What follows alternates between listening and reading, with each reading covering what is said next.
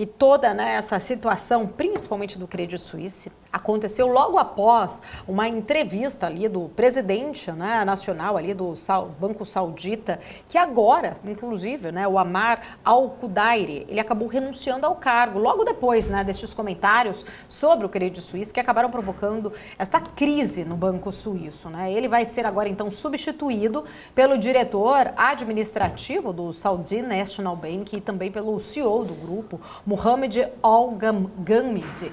E ao deixar agora, então, o cargo, ele alegou ali motivos pessoais. Os comentários dele durante aquela entrevista a Bloomberg, né, provavelmente que não, ele disse, né, que provavelmente não aumentaria, o banco não aumentaria a sua participação ao Credit Suisse, acabou gerando graves incertezas, criou pânico, inclusive, aos investidores, provocando essa crise no qual a gente viu, né, o que acabou acontecendo aí com o Credit Suisse, que teve aí uma grande queda nas suas ações, precisou, inclusive, ser comprado pelo rival UBS, diante das falas que depois, né, ele próprio veio aí à tona falando que houve um exagero, que não era exatamente isso que ele queria ter sinalizado ali, né, que não precisaria ter tido toda essa reação que acabou acontecendo com o Credit Suisse, que sim, era ali, né, um banco ainda importante, mas a gente viu que toda essa fala teve essa repercussão e agora, então, alegando motivos pessoais, o presidente, então, do banco acabou pedindo, né, o afastamento, alegando aí todas as questões pessoais, Felipe. Ô Paulo, o interessante dessa situação é que nessa entrevista ele falou que não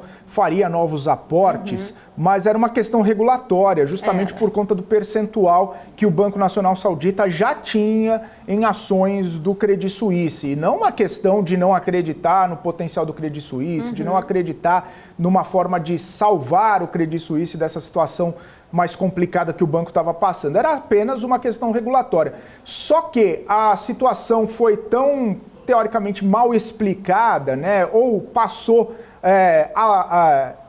passou ao lado ali, né, do foco da entrevista, porque quando manchetaram, né, não vai fazer novos investimentos, basicamente a notícia era não vai fazer novos investimentos. E não a explicação, não vai porque tem a regulação, questões regulatórias não permitem que aumente a exposição acima dos 10%, que seria a coisa mais natural a ser feita, né? Então, a manchete, né, de que não vai fazer mais aportes no Credit Suisse, isso trouxe uma grande cautela ali, um temor exacerbado no mercado, e isso acabou evidentemente trazendo maiores consequências. Não que o Credit Suisse estivesse saudável financeiramente, estivesse com todas as questões ali bastante corretas, né? Não que ele estivesse totalmente certo, né? Mas a grande questão do Credit Suisse é que ele já vinha enfrentando alguns tipos de problemas financeiros, inclusive sinalizados ali na última demonstração de resultados, né? Os resultados do Credit Suisse ainda com alguns problemas, mas justamente essa entrevista do presidente do Banco Nacional Saudita acabou sendo ali a pá de cal para que o Credit Suisse fosse mais para baixo ainda e desencadeasse toda essa situação envolvendo até mesmo a compra pelo UBS, toda a situação financeira e de corrida bancária na Europa, e depois veio o Deutsche Bank, enfim, toda essa situação acabou sendo mais agravada ainda depois dessa entrevista do presidente, que agora alegou motivos pessoais, pediu para sair, até mesmo para tirar um pouco da sua pessoa, dos holofotes, que estavam muito fortes ali. Inclusive, depois de toda essa situação, né, Paula? Ele foi muito questionado, foi interrogado, né? Muitos questionamentos acerca dessa fala dele. E claro que a situação de regulatória acabou ficando um pouco mais escanteada ali, ficou um pouco ao lado, e que era, inclusive, a situação mais importante dessa entrevista, era a questão regulatória e não a questão dos aportes em si, né? A manchete ali, né, Felipe, Exatamente. acabou sendo uma manchete mais ali num tom, né, apelativo por clique, vamos dizer assim, para convidar, né, o investidor a assistir a essa entrevista, e a gente viu todo o desencadear dessa história. O mercado está muito sensível, qualquer, né, sinalização, qualquer ponto ali, né, mal entendido ou mal interpretado, uma vírgula, vamos dizer assim, né, colocada fora do lugar, né, Felipe, pode acabar realmente trazendo aí consequências catastróficas. Inclusive, foi exatamente este ponto, né, que aconteceu com o Credit Suisse, e a gente viu toda essa reação. Qualquer notícia, num momento sensível, onde a gente está vendo um cenário, né, muito muito turbulento, principalmente para os bancos, uma grande preocupação em relação aos bancos, porque a gente já tinha visto, né, principalmente o SVB lá nos Estados Unidos,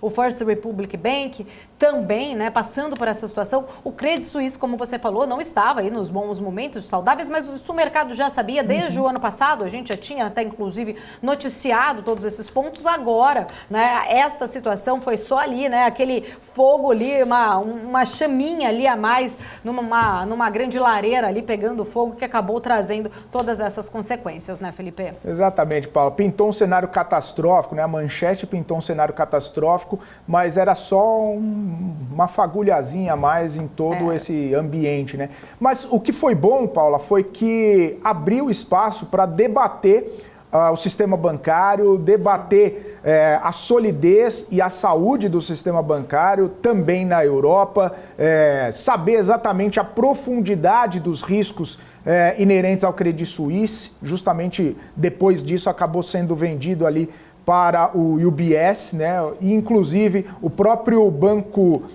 Central, o Banco Nacional ali da Suíça, acabou trazendo algum tipo de aporte e também de proteção a esses bancos para não ter nenhum tipo de consequência maior na própria Suíça, que é uma baita economia, uma economia muito desenvolvida.